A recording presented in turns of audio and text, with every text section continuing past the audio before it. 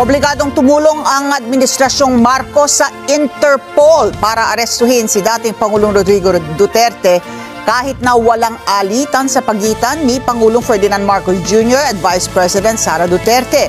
Ayon kay Palace Press Officer at Presidential Communications Office Undersecretary Claire Castro, susunod ang gobyerno sa batas at walang ibibigay na special treatment kanino man. Nauna nang inamin ni Vice President Sara Duterte na wala nang balikan ang kanilang laban kontra sa kampo ni Pangulong Marcos. Ayon sa pangalawang Pangulo, malabo nang manumbalik ang samahan ng Team Unity dahil marami nang nangyari at umabot na sa point of no return ang kanilang relasyon.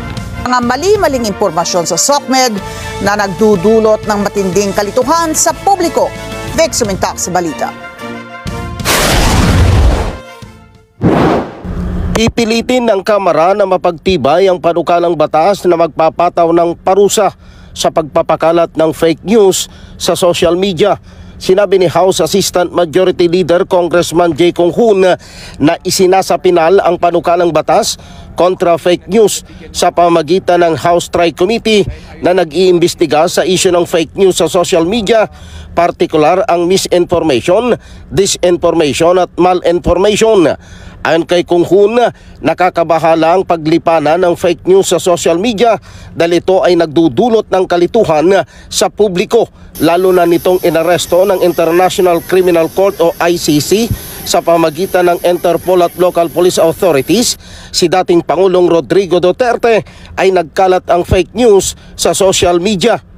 Walang uwang ang fake news sa ating lipunan, sana yung mga nagpapakalat ng mga fake news na ito managot, maliwanag na may nagpakalat nito para lituhin yung ating taong bayan dahil sa maling impormasyon. Inihayag ni Kung Hoon na kung hindi mapagtitibay ng 19th Congress dahil sa limitado na ang panahon na magiging priority measures ng papasok na 20th Congress ang panukalang batas laban sa fake news sa social media.